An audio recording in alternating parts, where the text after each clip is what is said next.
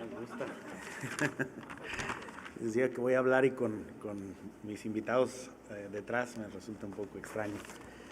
Pues muchas gracias a todos los que nos sintonizan en la señal de todos, Canal 44 de la Universidad de Guadalajara, que hace aproximadamente 11 años estaría gestando esta propuesta creativa para reflexionar la televisión en un formato televisivo y 100% interactivo. Cuando estábamos por arrancar la señal de todos, por poner al aire el canal de la Universidad de Guadalajara, nos preguntábamos cómo podíamos contribuir al programa académico de la Feria Internacional del Libro y dijimos, pues lo vamos a hacer como mejor sabemos hacerlo, que es haciendo televisión.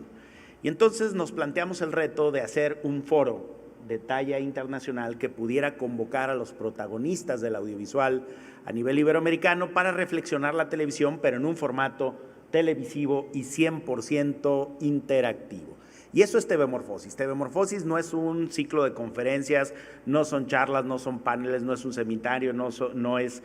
un coloquio, es una serie de programas de televisión. En esta ocasión vamos a hacer 8 programas de televisión aquí desde el segundo piso de la Expo Guadalajara, en donde hemos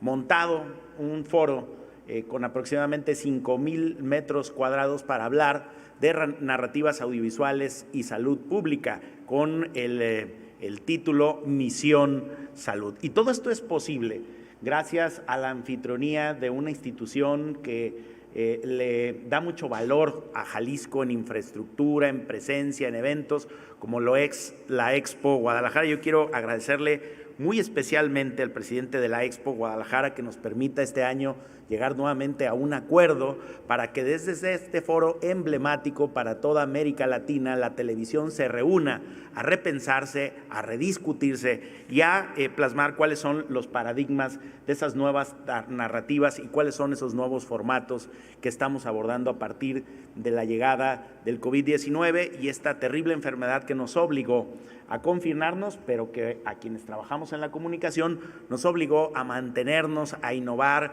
a repensarnos. Ahora que estuve en Guanajuato, que acabamos de pasar la asamblea de la red y que nos recibió Juan Aguilera Cid, que ahora TV4 de Guanajuato es coproductor de esta 35ª temporada, me hacía una pregunta un periodista de Guanajuato y me decía, ¿cuál es el futuro de los medios públicos? Bueno, pues una pregunta muy compleja que a lo mejor Genaro Villamil puede contestar mejor que yo, pero modestamente yo le dije, yo creo que a los medios públicos, especialmente a los públicos, les ha pasado algo, guardando las debidas proporciones, similar a lo que ocurrió con los sistemas de salud en el mundo. A los sistemas públicos de salud del mundo se les venía asfixiando año tras año, gobierno tras gobierno, con los recortes presupuestales, es decir, por la vía del presupuesto se venían asfixiando los esquemas públicos de salud en el mundo y en contraparte beneficiando la carrera armamentista. Bueno, una de las moralejas de esta pandemia que no ha terminado es que ese enemigo invisible del COVID-19 puso en jaque a las superpotencias del mundo que le destinaban miles de millones de dólares a la carrera armamentista, a los misiles, a los cohetes, a todo tipo de armas, y se paralizaron. El primer mundo y el tercer mundo se paralizaron ante un enemigo que sabíamos que podía llegar, pero que no nos preparamos para su llegada. De forma que hoy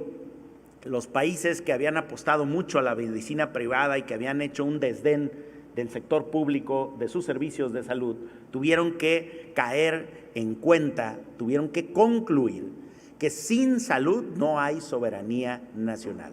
que sin salud no puede haber trabajadores en las empresas, que no va a haber economía, que no va a haber empleo, que no va a haber cultura, que no va a haber desarrollo, que no va a haber innovación, que no puede haber industria si no tenemos salud. Por lo tanto, una conclusión que nos hizo esta pandemia es que tenemos que fortalecer esos sistemas de salud que deliberadamente los gobiernos en América Latina, en el mundo, habían venido debilitando y llegamos a una circunstancia en donde necesitábamos los sistemas de salud muy robustos y no los teníamos porque había años, sexenio tras sexenio, se vino asfixiando los servicios de salud pública hasta llegar a esta catarsis social en la que nos encontramos. Bueno, pero lo mismo pasó con los medios públicos. Llevamos sexenio tras sexenio tras sexenio asfixiando presupuestalmente a los medios públicos, y ahora que mandaron al confinamiento a toda la población, ¿quién resolvió? ¿Quién resolvió llevar educación a los pequeñines, especialmente la educación básica, al seno del hogar? Pues nada menos que la televisión. También la radio, pero fundamentalmente la televisión. Y tuvieran que desempolvar, ahora sí, a los medios públicos que nos tenían relegados, que creían que no eran necesarios para establecer los modelos de teleeducación que vinieron a resolver lo que el Internet no puede resolver. ¿Por qué? Porque la brecha digital sigue siendo muy amplia y porque en un país como en el nuestro, aproximadamente el 40% de la población no tiene acceso, sí tiene acceso a un plan de datos, pero ahí no puede tomar clases porque se le acaban sus datos en 15 minutos. No tiene una conexión en casa estable de Internet para poder tomar el sistema de educación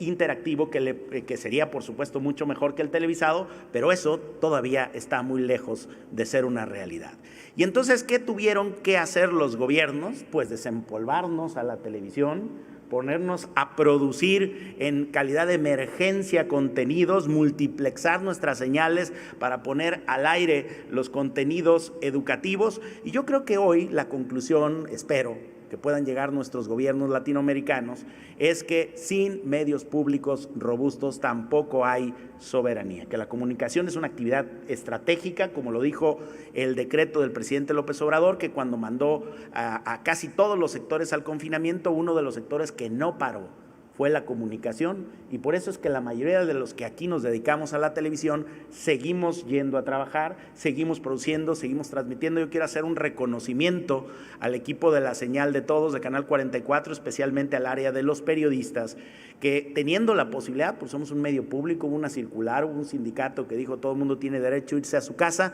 decidieron poner por delante su compromiso deontológico de informar como periodistas, dar la cara, arreglar su vida, su salud, para seguir informando. Nuestros noticieros no pararon, todo el equipo se mantuvo al aire, sí tomamos medidas y protocolos, pero La Señal de Todos no paró. No solamente no paró, hicimos el primer programa a nivel nacional sobre el coronavirus, que hoy se transmite creo que son 12 países en donde estamos saliendo, más de 34 televisoras que se enlazan diario para transmitir coronavirus, la pandemia. Y bueno, yo estoy hablando de la experiencia de casa, pero ¿cuántas experiencias se generaron para utilizar el audiovisual y poderle hacer frente al COVID-19 y a los efectos de esa pandemia? Pues de eso precisamente vamos a hablar en estos 8 programas que vamos a iniciar aquí desde la anfitrionía de la Expo Guadalajara, con los protagonistas de la televisión a nivel iberoamericano. Me da mucho gusto recibir a Carlos Brito, director de Canal 11, un canal muy potente, un canal que además tiene una oferta cultural y educativa muy importante para los mexicanos, del Canal Cultural de México, de Canal 22, Armando Casas, que hoy mismo esta ceremonia la estamos viendo a nivel nacional gracias a la red nacional de Canal 11, al coproductor de esta temporada, a Canal 4 de Guanajuato, su director Juan Aguilera Cid, a nuestra televisión hermana de la Universidad Nacional Autónoma de México, a TV UNAM y su director Iván Trujillo Bolio, y bueno, tenemos además la muy distinguida presencia de Genaro Villamil, el periodista Genaro Villamil, a quien conozco desde hace muchos años, como él dice, muchas travesuras, y con el que me distingue no solamente una franca amistad, sino muchas coincidencias sobre lo que debemos hacer desde esta poderosa trinchera que son los medios públicos para atender un servicio público de televisión. Ayer en una conferencia en Virtual Educa decía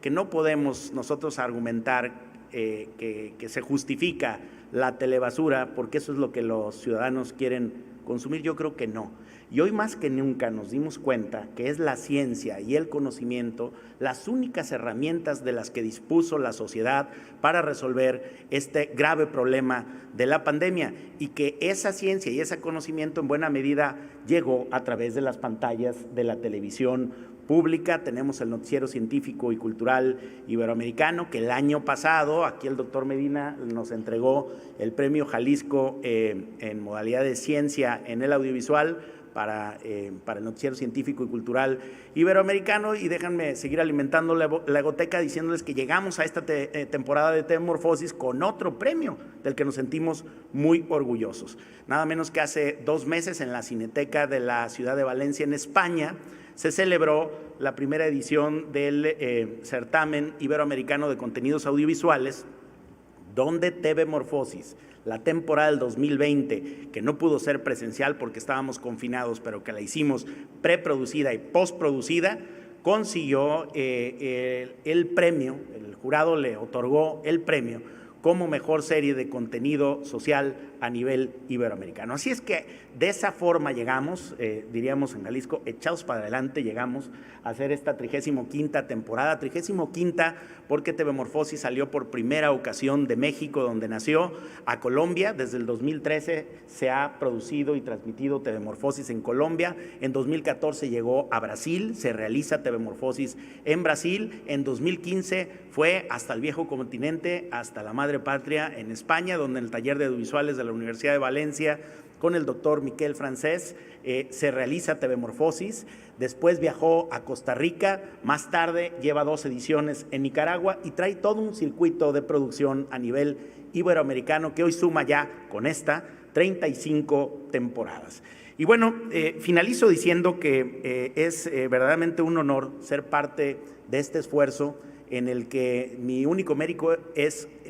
es coordinarlo, porque como ven, para hacer posible una serie que implica la transformación de la televisión, que habla de innovación y audiovisual, pues requerimos muchísimo talento, y todo ese talento en este momento no sale a la pantalla, está detrás de la pantalla, pero son quienes realmente tienen el mérito de que llevemos 35 ediciones de una serie que nació en Guadalajara, Jalisco, México, para el mundo, pero del que felizmente se han apropiado otros países, reproduciéndola con temas y con dinámicas diferentes. Temorfosis es televisión, también son libros. Tenemos una colección de libros sobre los tópicos de cada temporada que en formato ensayo escriben nuestros invitados. Temorfosis también son talleres. El día de hoy arrancan 7 talleres que nuestros invitados darán en las universidades públicas y privadas de Jalisco para apoyar en la formación de recursos humanos. Y Temorfosis también es una red de relaciones entre protagonistas del mundo audiovisual. Sean todos ustedes bienvenidos a esta 35ª temporada de la serie internacional de televisión, del foro más importante para pensar el futuro de la televisión. Bienvenidos.